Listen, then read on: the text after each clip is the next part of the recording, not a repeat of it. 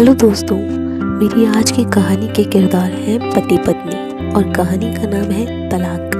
मेरी आज की इस कहानी में पति पत्नी को एक बड़ी सीख मिलने वाली है। तो चलिए शुरू करते हैं आज की ये कहानी। तलाक दूंगी मगर मेरी एक शर्त है। जब मैं रात को घर पहुंचा तो मेरी पत्नी ने खाना लगाया। मैंने उसका हाथ अपने हाथों में लिया और कहा, मुझे तुमसे कुछ ज़रूरी बात करना है। वो शांत बैठकर खाना खा रही थी। उसकी आंखों में कुछ दर्द सा साफ नजर आ रहा था। अचानक मुझे नहीं पता कैसे कहूँ, मगर मुझे उसे बताना ही था। मैंने बड़ी शांति से कहा, मुझे तलाक चाहिए। लगा जैसे उसे मेरे शब्दों से कुछ फर्क ही नहीं पड़ा, बल्कि उसने मुझसे पूछा, क्यों तलाक चाहिए? मैंने उसके सवाल को अनसुना किया तो उसे गुस्सा आ गया। उसने चम्मच उठाकर फेंक दिया और जोर से चिल्लाई,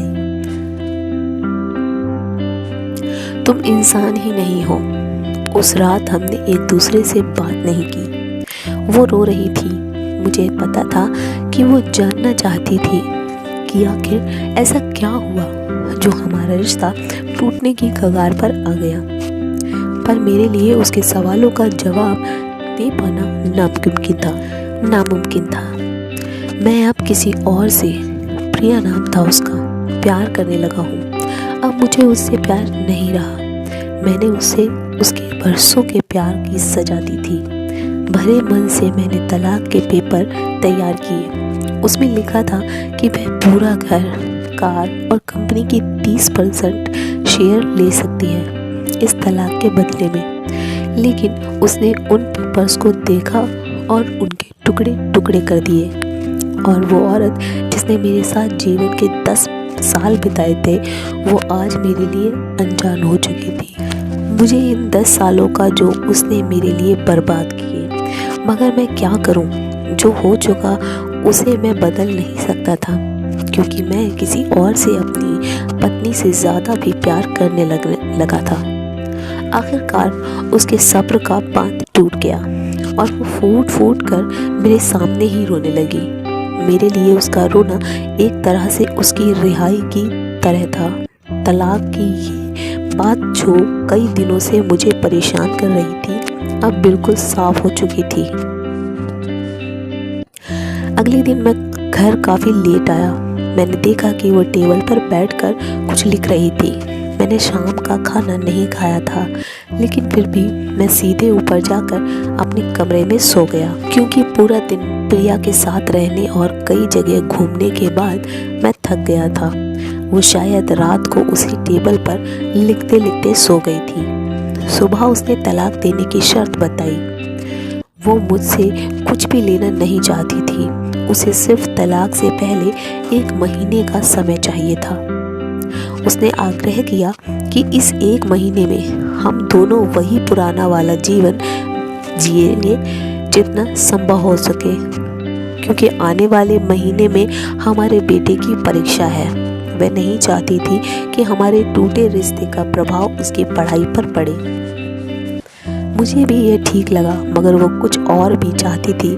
जैसे शादी के दिन मैं उसे उठाकर अपने शयन कक्ष तक ले आया था, उसी तरह हर रोज़ 1 महीने तक मैं उसे शयन कक्ष से उठाकर मुख्य द्वार तक ले जाऊंगा। मुझे लगा यह पागलपन है, मगर इन आखिरी दिनों को थोड़ा अच्छा बनाने के लिए मैंने उसकी यह शर्त स्वीकार कर ली। मैंने प्रिया को अपनी पत्नी की सभी शर्तें बताईं। वो हंसने लगी। उसे लगा मेरी पत्नी कितने भी तरीके अपना ले, तलाक होना तो तय है।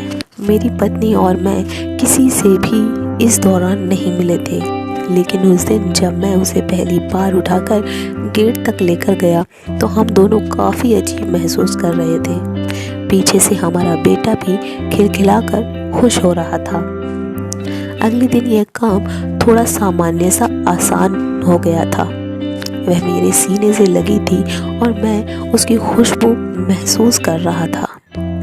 ऐसा लगा जैसे कई दिनों बाद मुझे यह खुशबू मिल रही थी, या फिर कई दिनों से मैंने उसे होने का महसूस ही नहीं किया था। पहले जितने उसमें वो कसाव नहीं था और चेहरे पर कुछ हल्की झुर्रियाँ नज़र आ रही थीं और बाल भी सफ़ेद होने लगे थे। ये वही औरत थी जिसने अपने जीवन के 10 साल मुझे समर्पित किए थे। चौथे दिन जब मैंने उसे उठाया तो वो पुरानी रोमांच लौटने लगी थी। 5वें और 6ठे दिन वो पुराना प्यार फिर जागने लगा। मैंने प्रिया को इस बारे में कुछ नहीं बताया था। अब उसे उठाना और आसान हो गया था। शायद हर रोज़ ये सब करने का मैं आदी हो गया था। एक दिन वह अपनी पसंद की साड़ी निकाल रही थी, लेकिन कुछ खास नहीं ढूंढ पाई। उसने सांस भरते हुए कहा कि उसके सारे बड़े पड़ने लगे हैं। तब मुझे पता चला कि वह काफ़ी दुबली हो गई है और इसलिए मैं उसे आसानी से उठा पा रहा था। मेरे दिल को एक झटका सा लगा। उसने अपने दिल में काफ़ी सारा दर्द छुपा रखा था। पता नहीं कैसे मैं आगे बढ़ा और उसके सिर को छू कर देखा। अचानक हमारा बेटा आया और बोला कि पापा, ये तो मम्मा को उठाकर बाहर ले जाने का समय हो गया है। उसके लिए अपने पापा द्वारा मम्मा को इस तरह उठाकर ले जाते हुए देखना जीवन का अभिन्न हिस्सा बन गया था। मेरी बीवी ने हमारे बच्चे को बुलाया और ज़ोर से उसे गले लगा लिया। मैंने अपना चेहरा उस दूसरी तरफ कर लिया। मुझे लगा कहीं मैं अपना निर्णय ना बदल दूं। मैंने अपनी पत्नी को रोज़ की तरह उठाया और बेडरूम से स्टिंग रूम होते हुए हॉल तक लाया। उसने प्यार से अपने दोनों हाथ मेरी गर्दन के आसपास रख दिए। मैंने उसे ज़ोर से पकड़ रखा था, बिल्कुल हमारे सुहाग रात की तरह, मगर उसका इतना कम वजन मुझे परेशान कर रहा था। महीने की आखिरी दिन जब मैंने उसे उठाया तो मेरे लिए एक कदम भी चल पाना मुश्किल हो रहा था। हमारा बेटा स्कूल जा चुका था। मैं अपनी कार से ऑफिस गया और कार से कूदकर बाहर आ गया, बिना कार को लॉक किए। मुझे डर था कि अब एक पल की भी दूरी मेरा इरादा बदल देगी। मैं ऊपर आ गया।